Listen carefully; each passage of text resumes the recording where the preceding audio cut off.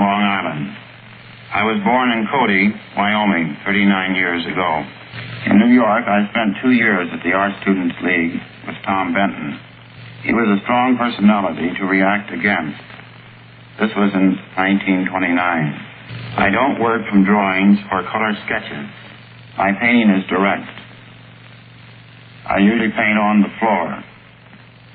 I enjoy working on a large canvas. I feel more at home, more at ease in a big area. Having the canvas on the floor, I feel nearer, more a part of the painting. This way I can walk around it, work from all 4 sides, and be in the painting, similar to the Indian sand painters of the West. Sometimes I use a brush, but often prefer using a stick. Sometimes I pour the paint straight out of the can. I like to use a dripping, fluid paint. I also use sand, broken glass, pebbles, string, nails, or other foreign matter. A method of painting is the natural growth out of a need. I want to express my feelings rather than illustrate them. Technique is just a means of arriving at a statement. When I am painting, I have a general notion as to what I am about. I can control the flow of the paint. There is no accident, just as there is no beginning and no end. Sometimes I lose a painting, but I have no fear of changes, of destroying the image. Because a painting has a life of its own, I try to let it live. This is the first time I am using glass as a medium. I lost contact with my first painting on glass, and I started another one.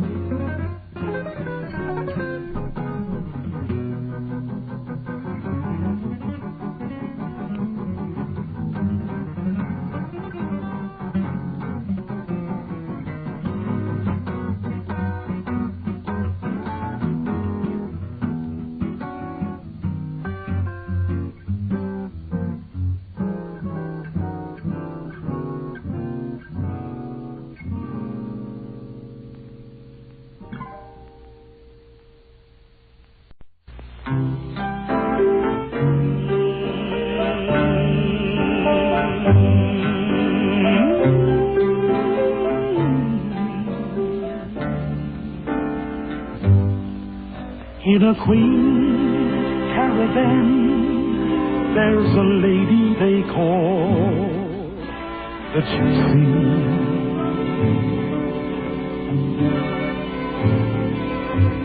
She will see the future and drive away all your fears.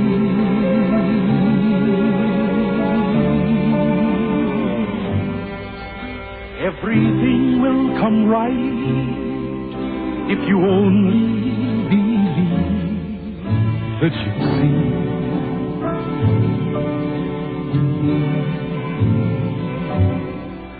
She could tell at a glance that my heart was so full tears.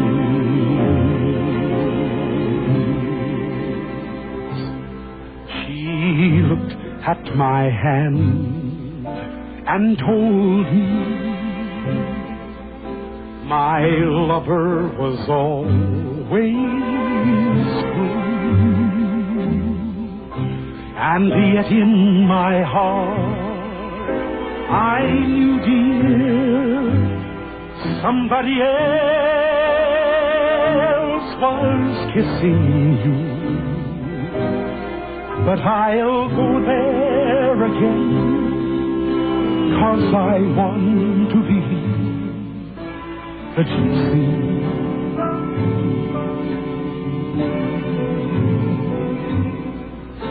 That my lover is true and will come back to me someday.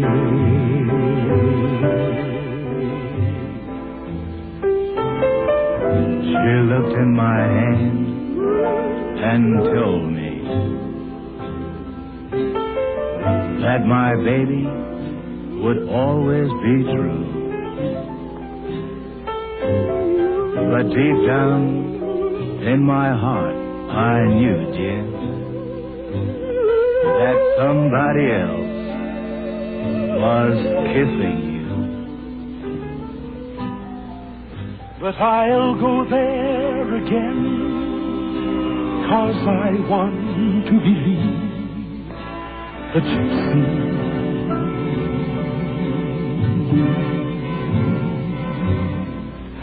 That my lover is true and will come back to me someday.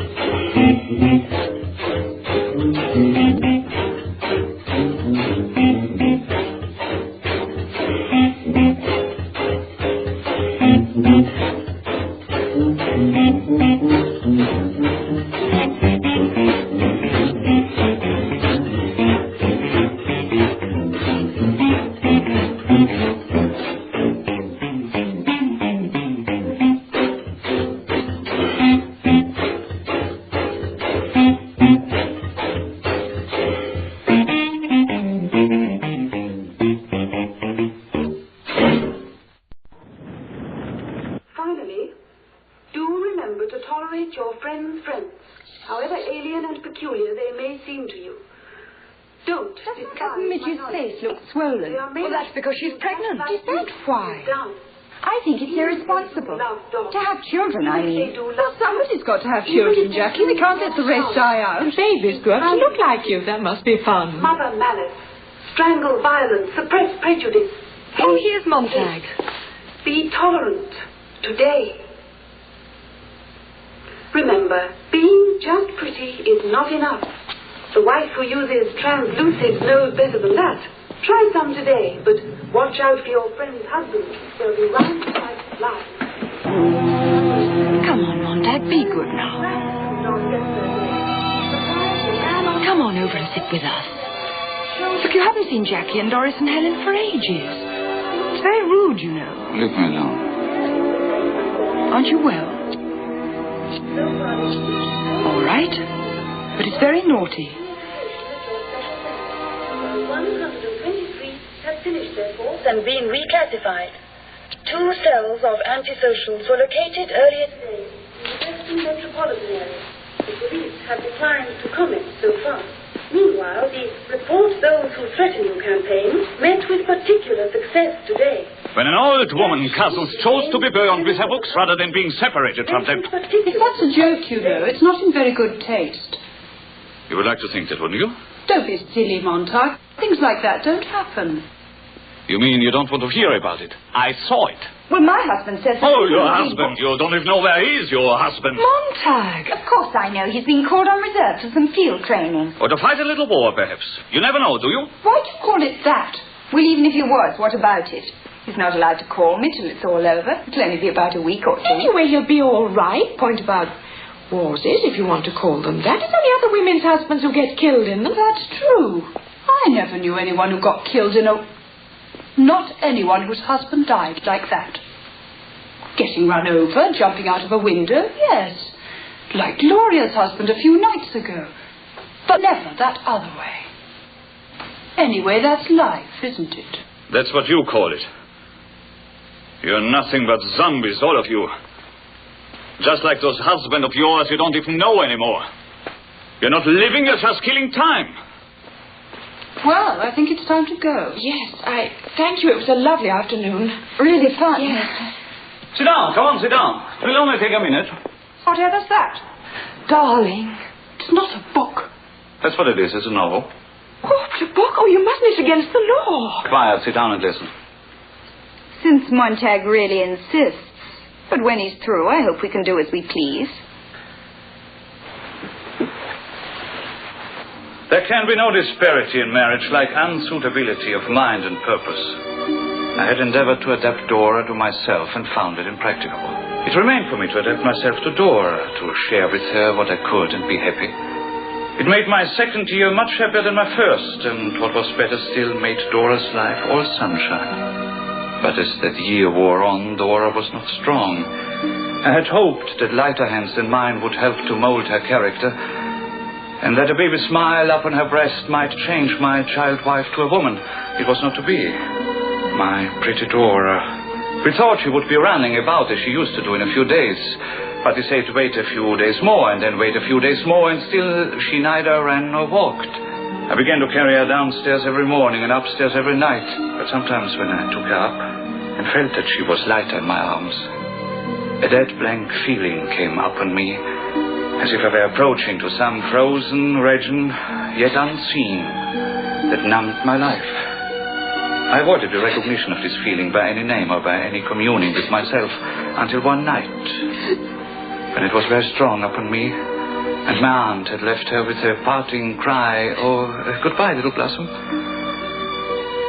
I sat down at my desk alone and cried to think of what a fatal name it was, and how the blossom withered in its bloom up in the tree. I knew that's what would happen. It's what I've always said. Life isn't like novels. Novels and tears, novels and suicide. Novels are sick. That was sheer cruelty, Montag. You're a cruel man. All those words, idiotic words. Evil words that hurt people. Isn't there enough trouble as it is? Why disturb people with that sort of filth? Poor Doris. Bye, Linda. We were having such a nice party. Such a shame. I don't know those feelings. I've forgotten all about those things. Oh, I'm sorry, Doris. They won't come back. I'll be all alone. I won't be popular anymore. They won't use me in the family anymore. And you made Doris cry. She cries because it is true. What are you going to do now? Haven't you done enough harm already? Leave me alone, Linda. I've got reading to do, quite a lot. What's the matter with you? Aren't you well? It's nothing. I've got to read. I've got to catch up with the remembrance of the past.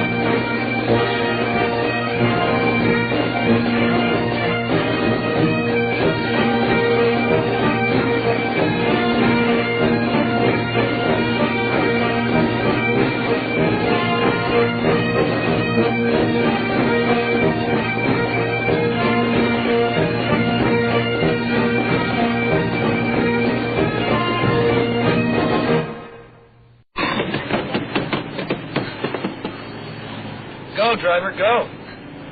Go, driver.